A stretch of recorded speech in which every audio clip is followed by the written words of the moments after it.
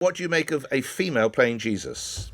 Well, good morning. Yes, Good morning. I'm delighted to hear it because back in the 90s, I was Jesus in Jesus Christ Superstar in a school production. And at an all-girls school. And I have to say, it was, there was obviously necessity there, but at the same time, it was a really transformative experience because, vocally, I was capable of doing it. Yep. And, when you're acting, I'm of the belief it doesn't really matter necessarily what sex you are if you can pull it off. Right. And don't you think Jesus has to be a man? I don't care about the skin colour. I don't care whether black, white, Asian. I don't care. But it just has to be a male actor. Well, they made me look like a man as much as possible. That's even weirder then, isn't it? There is slightly that. What are they going to do with Cynthia, I wonder? And by the way, I don't know. Are they going to make her look... what are they going to do? Don't you think it's... And again, I don't care about the skin colour. I couldn't... I just... How was your voice when you were doing it, Kate? I loved it. I mean, the range that he has to sing in that part is quite vast. And luckily, I have the ability to sing pretty low and also then quite high. I was wondering if I could take you back to your school years. Is there any way you could give us a quick blast of whichever number? Oh, gosh. Come on. Definitely not. Come on. I haven't even had the rest of my first coffee of the morning yet. Well, I tell you what, I'll come back to you. I'll give you 2 minutes. I'll come back to you. You're going to sing us into the 8:30 news. It's 8:27 now. 2 minutes to get, I don't know whether you need to do the la la la, whatever you have to do. And just give us a blast of Jesus Christ or one of the other hits. We'll come back to you. What's that buzz? Tell me what's happening. What's that buzz? Tell me what's happening. What's that buzz? No, of course the Benin Bronzes should not be returned. I mean, they would have been, if they were there in that country, they would have been stolen, sold off. They're corrupt countries, a lot of them run by tin pot dictatorships. Well, that may have been true once upon a time, and there is the odd tin pot dictator in Africa still, it has to be said. But I don't think that the argument that you're deploying there, it's a bit sort of 19th century, isn't it? Well, it's not even now. Well, the country is corrupt anyway. It's not a stable country anyway to return them to. I mean, they've been safeguarded over the past 100+ years. I mean, it's ridiculous just saying, they should be now returned. That's just more wokery. That's all it is. We'll just return things that were taken legitimately. Well, the Netherlands have decided that's not an argument. They've returned theirs. So surely what's good for the Dutch is good for us. That's them. They can do what they want. I mean, we're not the Netherlands. I mean, that sort of attitude is changing from America across the world. It's become more nationalistic and supporting our history, and that's we've legitimately acquired them. It should stay like that. This idea that people who have children in the independent sector are rolling in it is for the birds. I understand that. I do understand that, Jane. But the reality is that if you didn't send your child to private school and therefore spending all that money on fees, you would be a hell of a lot wealthier than the vast majority of people. In fact, hang on. Hang on. How would I? No. I'm going to stop you on that. Wait. How would I be a hell of a lot more wealthy than the vast majority of people? Because I'm a teaching assistant. Surely you have some idea how much money we earn. I'm not saying, and how much a teacher earns. Sorry, Jane. I'm not saying as a teaching assistant you'd be vastly wealthier than the No, majority I would of be people. a lot better off myself, wouldn't I? But not than anybody else. No, sorry, Jane. I'm sorry. I don't think you quite got my question. My point is that the people who spend money on private school fees, if they didn't spend that money on private school fees, they would be a hell of a lot wealthier than most people in this country. No. Absolutely they are. You're joking.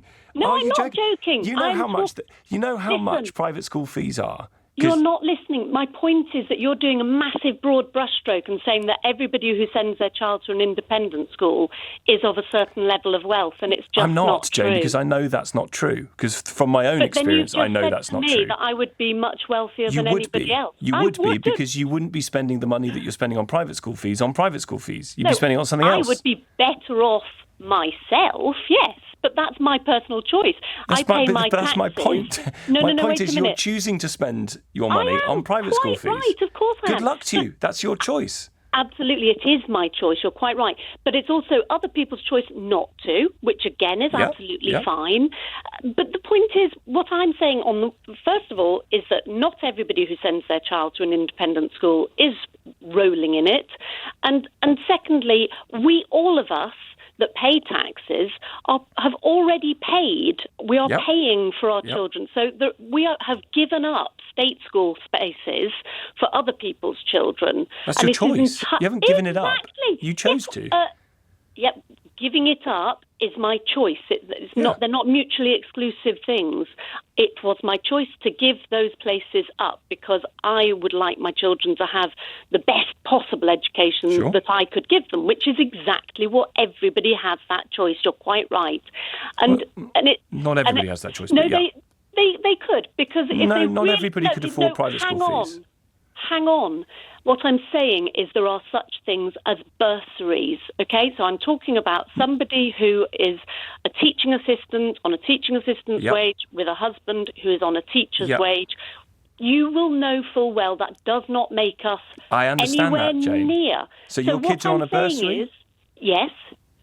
Right, so which is great. But there are not bursaries available for every child in this country to go to a private school. No, and there'll be far fewer available with this policy because the schools won't be able to afford it. These are all points I'm making. Jane, I don't think you're wrong to make that point either. But I'm sorry, but I can't buy the idea that the parents who send their kids to private school are not wealthier than most people. They might not feel it. I understand that because you're spending a fortune every month, every term to send the kids to private school. So you're going to be scraping around for everything you can get. You're not going on nice holidays. You don't have a nice car. I get it. I understand that. Totally. That's your choice. But if you didn't spend that money, if that wasn't your choice to make to spend that money, you'd be vastly wealthier than most people. Simon's in Croydon to talk to us about the white van man is smarter than you think. Smarter than who thinks? What's your story, Simon? Oh, hi, James. Hello. Great to talk to you. Likewise. I what I'm doing now, I'm painting and decorating, which is through a life problems and a bit of mental health issues. But I did a degree in cell and molecular biology. I spent a few years developing blood testing kits for infectious diseases. I then became a chartered accountant, did that for 20 years, worked in banking. How old are you? 104? Just turned 53, actually. God, you crammed a lot in. I too got a D in physics at my GCSE. It didn't hold you back. Same age, actually. It didn't hold you back, and so people see what you're doing now. I presume you've got a van, have you? If you're painting and decorating. I actually avoid buying a van for that very reason. I drive a hatchback car. Got everything in the back. And people make presumptions about you that are entirely at odds with your actual background. Yes, I guess so. But I mean, they're after a painter and decorator after all. Not someone who's sort of got an educated background, so to speak. Yes. And there's nothing wrong with that. But yeah, I walk around quite often covered in paint. During the day, I'm walking around shops and stuff. Probably look like a homeless person, really. I don't know that they're covered in paint very often, but there's a degree of scruffiness that you decide. And then what happens? So then you're in the house doing a job. Customers think that you're one thing, and then they realise that you're not. How do they realise that you're not? Because I'm listening to LBC, James, all day.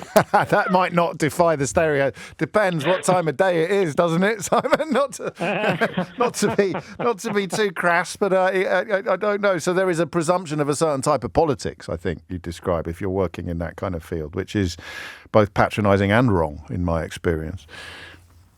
A little bit, yeah, but it's like one customer, I started talking to him about, blockchain technology and stuff. He's in the IT field.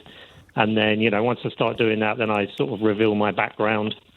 People seem to like it. It's a lifestyle choice. We are generally a well-educated population. I'm not sure what the direction of traffic is at the moment, but certainly access to higher education doesn't necessarily mean that you're going to want to go down certain paths. You see, do you know what I don't get about it is even if you never agree with me that this relationship or this type of relationship is acceptable to God, even if you and obviously to you it is, but even if you never ever agree with me, the idea that you have to throw out that relationship completely, their relationship with you completely. I simply don't get it. I don't get it. I don't think many of us get it, and we don't understand it. And what it does is it puts everybody that's in that church in a complete echo chamber, because everybody's hearing and feeling the same thing, because nobody's different. Yeah, but even if it doesn't mean the church changes, I mean, let's just say, for the sake of argument, that the teaching never changes. What I really don't understand is how people around you in a church that's meant to be about community and love, it just basically blackballs you. It's just, I think it's just so obviously their shortcoming. Absolutely. And I think it's the teaching from the front, isn't it? Because there are so many people there that might not believe that, or might have a different view. Or might be gay and haven't addressed it yet. Well, and all those young people there, right, that are exploring their sexuality, but never get the opportunity to explore their sexuality in a healthy way, or talk about sex, or all those other things, because the church shuts down that conversation because it's embarrassed by it and it feels like it's wrong. Yeah. But you've kept your faith. Yes. Personally, you were just shoved out of the public end of it, essentially. Yeah, I've completely kept my faith, and I think that I've just maintained that on my own, which is probably not ideal from a church's viewpoint, but I would say now I'm probably more in tune spiritually than I was before. But it's a shame for you, isn't it? It's not, it's nice to be able to share it with other people. Absolutely, and I miss that community and that family. Where I live, there are no churches that really accept gay couples. But if I lived in London, that might be slightly different. I might be able to find somewhere. So I think it depends in the country as well where you live and the denomination that you're in. And well, I was going to say, are you in sort of mainstream C of E or the more evangelical side of things, or how would you describe it? Well, it's really interesting. I was in an evangelical church, and actually a lot of young people that go to evangelical churches don't even know they're in an evangelical church, and that's the teaching. And I speak to a lot of young people who have no idea that there's another viewpoint that the church might hold about sexuality. Describe what an evangelical church is in the Protestant, or Anglican, I should say, in the Anglican communion compared to your standard C of E. Oh my gosh, that was probably a question that you should have asked Jane before I got on the call with me. I should know the answer myself. I mean, I know what evangelical means, but I'm not sure about. So you're within the Church of England. So sorry, you're within the Anglican tradition, is what I'm saying. Yeah. But the approach is different, and there are different.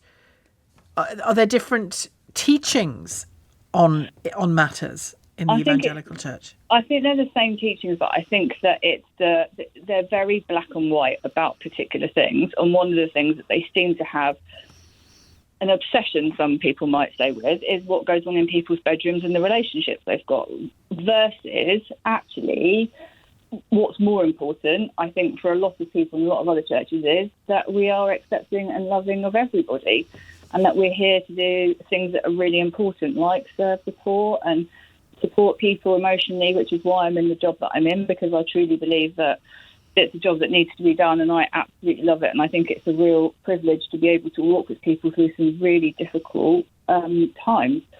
But in some of the evangelical churches, it's not quite like that.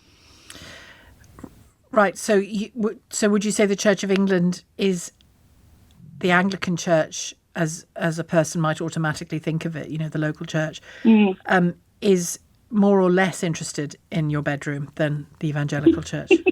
I think the evangelical church is obsessed by it by some reason, and I've never really been able to understand why that is, because to me there's more important things going on in the world than who I happen to share a bed with. Right. And unlike sort of Anglo-Catholics, who are sometimes called high Anglicans, that they don't like the fuss. They don't like the frippery, the smells and bells of it all, do they, in evangelicalism? No, not at all, no. Oh, you see, I like the smells and bells, Joanne. What am I going to tell you?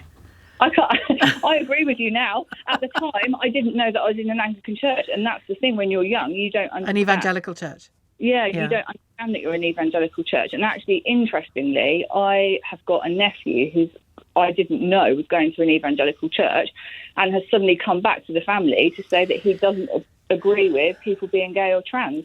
Now, he's in a family where there happen to be 4 different people that fall into that category, and it's like, oh my goodness, he's being taught these things with no guardrails, and he's in a family where there are these people in the family, and how is that going to work now?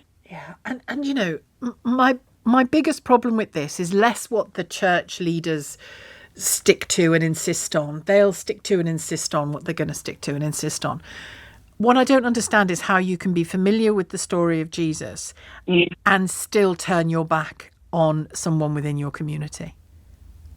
I can't answer that question. That's a question for them to answer. It is. You're right. It is. But it's that's for them to be held to account. But it is the question, isn't it? From the point of non-church leaders, it's, you know, I think it's their question too. But I think if the people you see every Sunday or whenever you see them just turn their back on you because you fall into some category they can't get their heads around or even disagree with, you know, it goes completely against.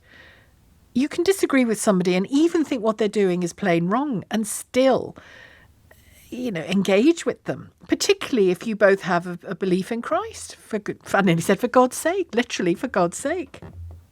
Yeah, I mean, I was told by somebody that I'd been friends with for 12 years that me being in a same-sex relationship was the equivalent of me going into a shop and stealing sweets, and that he felt that disappointed, that it was something that was wrong, and it would always be wrong, but he would still love me.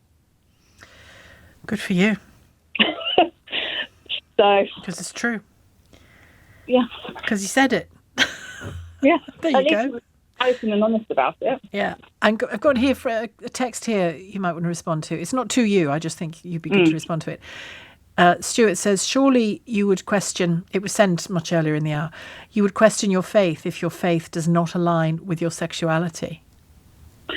It's a really interesting question, and I think because it's talked about openly from the front of the church, like lots of other things, it's something that's quite hidden sometimes. And so when it comes up for the first time, and for me, the first time was really when I went and said, actually, I'm in a same-sex relationship. Then you're faced with something that you've never experienced before, and you've got no frame of reference for managing or handling within that community.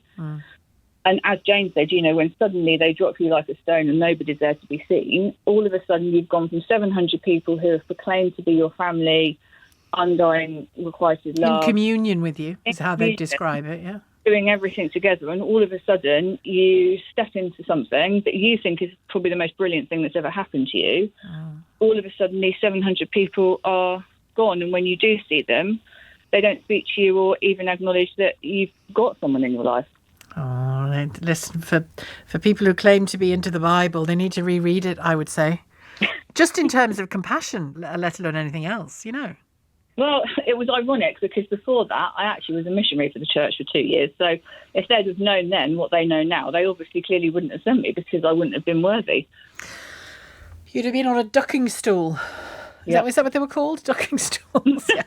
Well, thank you, Joanne. It's been a pleasure to talk to you. Shame on them. I don't think I've met anyone over the age of 50 who hasn't at least once said to me, "I'm so glad I'm old," because they don't envy the young at all. And I have to say, I'm in the same. I would not want to be 20 now, and I really enjoyed my 20s a lot. I'm a very early Gen Xer. I'm 58. To be honest, I think in terms of the question, I don't think there is a way to repair the social contract. I think we're living in the equivalent of the Soviet Union. And I always remember Soviet workers used to have a saying, you know, they pretend to pay us and we pretend to work. And I think that's where the Gen Z people are now.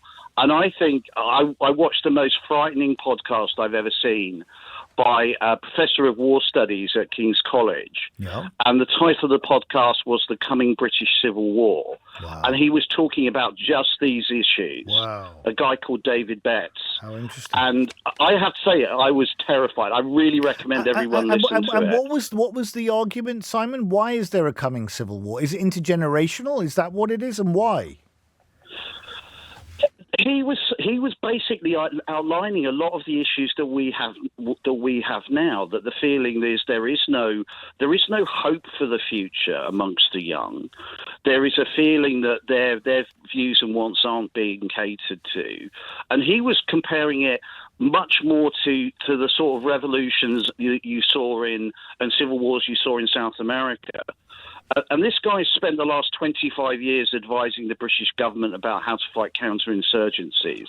And he's saying that every indication that he saw indicated that this was going to happen, and that he felt it would be within the next 5 years. And you can see it when people talk about, and it's in a way it's unfair to focus just on the current Labour government, because the Tory government was dreadful as well. But and I'm a lifelong Tory voter, and that gives me no pleasure to say. But I think you can literally see the system collapsing around you day by day, and there is a real anger in the country, and I think that's not being addressed because I think our elite are just completely unaware of it.